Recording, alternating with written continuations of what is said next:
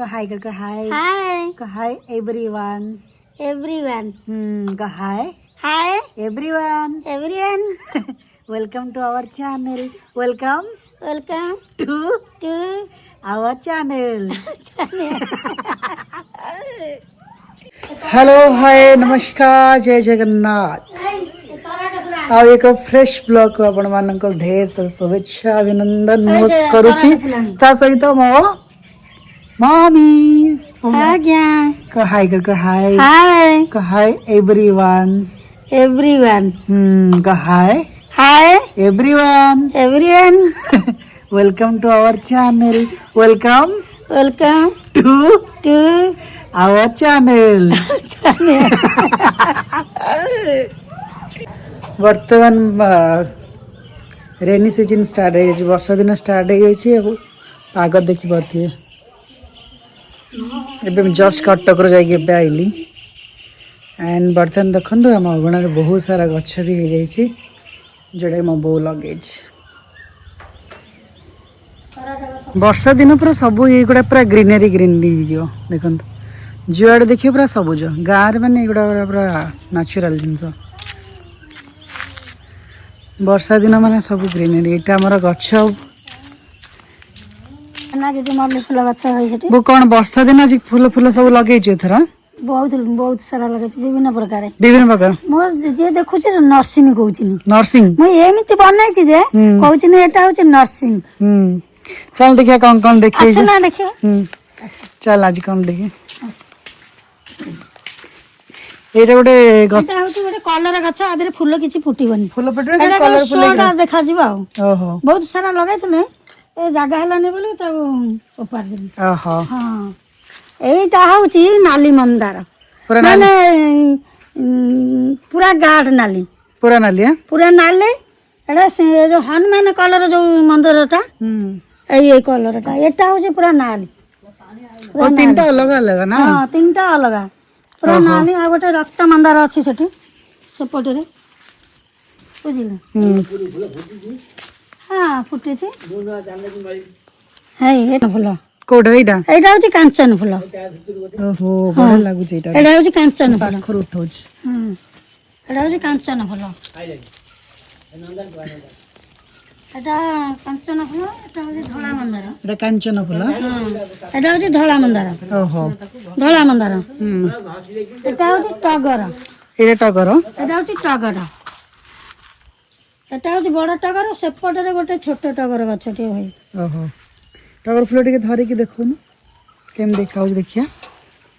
High ଦେଖ, ଏଇଟା ହଉଛି ଧଳା ଟଗର ନା? ଭଲ ଟଗରଟା, ମାନେ ଗୋଲାପୀ ଫୁଲ ପଣି, ଗୋଲାପୀ ଫୁଲ ଯେମିତି ସେଇ ରକମ ସବୁ ହେଇ। ଓହୋ, ବହୁତ ସାରା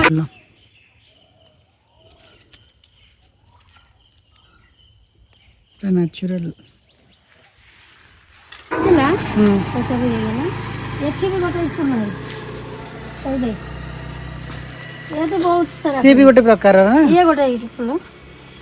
ଆମର ଏଠି ସମସ୍ତେ ଆସିକିନି ନଉଚିନି ସକାଳେ। ବହୁତ ସାରା ପଠିନି ଘିନିକି ଆସୁଚିନି, ସମସ୍ତେ ନଉଚିନି। ଇଏ ବି ଗୋଟେ ପ୍ରକାର। ଇଏ ବି ଗୋଟେ ପ୍ରକାର ହେଇ, ଇଏ ବି ଗୋଟେ ଟଗର। ଓହୋ, ମୋର ପୁରା ନର୍ସିଂ ବନେଇ ସାରିଲିଣି। ଏଟା ଡାଳିମ୍ବ ଗଛ ବୋଧେ? ଏଟା ଡାଳିମ ଗଛ। ଏଇଟା ହଉଛି ଡାଳିମ ଗଛ। ଏଇଟା ହଉଛି ଲେମ୍ବୁ ଗଛ। ଏଇଟା ହଉଛି ଲେମ୍ବୁ ଗଛ। ଓହୋ, ହଁ, ଜାଗା ଟିକେ ଅସୁବିଧା ତ, ସେ ପାଖା ହେଇଛି ଆଉ। ଖାଲି ଦିଅ। ଏଟା ଆସୁନା ଦେଖିବ। ଏଟା ନାଲି ଅଶୋକ। ଏଟା ହଉଛି ଅଶୋକ ଗଛ, ନାଲି ଅଶୋକ। ନାଲି ଅଶୋକ ଫୁଲ ନା? ଅଶୋକ ଫୁଲ ଏଟା। ସେପଟରେ ପିଙ୍କ, ଓହୋ, ସେଇପଟା ହେଲା ପିଙ୍କ, ପିଙ୍କଟା। ଏଇଟା ହେଲା ରେଡ। ଏଇଟା। ଆଉ ଏଟା ହଉଛି ଧଳା ମନ୍ଦାର।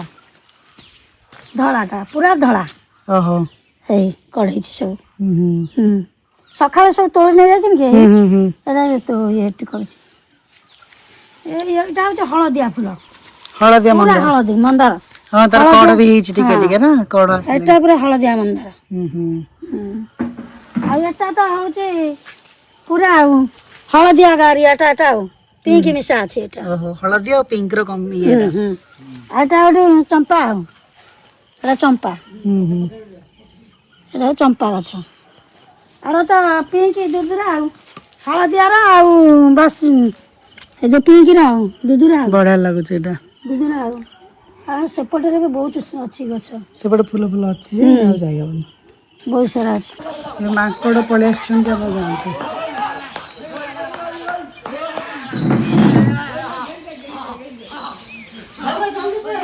ଇଏ ହେଉଛି ଆଜିର ଖାଇବା, କାରଣ ବହୁତ ଦିନ ପରେ ଘରର ପଖାଳ ଭାତ ମିସ୍ କରୁଥିଲି। ଚାଲନ୍ତୁ ପଖାଳ ଖାଇବା ଆଉ ଲେଟ୍ କାହିଁ କରିବା, ଲେଟ୍ସ ଗୋ। ଆଜି କ'ଣ ହବ? ଆଜି ଦେଶୀ ଶାଗ, ପୋଟଳ, ଦେଶୀ କଣ ଶାଗ, ବଢି, ଆଳୁ ପକେଇ ମିଶାକିନି ଭଜା ହବ। ପୋଟଳ ଟିକେ କଷା ହବ, ଦେଶୀ ପୋଟଳ। କଲରା ଟିକେ ଚିପ୍ସ ହବ। ବାଇଗଣ, ମାଟି ଆଳୁ, ସାରୁ, ଦେଶୀ ସାରୁ, ଦେଶୀ ମାଟି ଆଳୁ ଆମ ବାରିରେ ଖୋଳା ହେଇଛି। ଖୋଳା ହେଇଛି ମାଟି ଆଳୁ, ମାଟି ଆଳୁଟା ନା ପୁରା ମାଟି ଆଳୁ। ଏଇଟା ମିସିଂ ହେଇକିନି ବଢିଆ ଡାଲମା ଟିକେ ହବ। ପନିର ତରକାରୀ ଟିକେ ହବ। ଆଜି ହେଉଛି ମଙ୍ଗଳବାର, ଆଇଁଷ ଖାଇବନି, ସାଧା ଉପରେ ହବ। 100 ପ୍ରକାର ଆଇଟମ ହବ। ତା ଦେହରେ ଟିକେ ପାମ୍ପଡ଼ ଛଣା ହବ। ତାପରେ ସାଲାଡ ଟିକେ ହବ।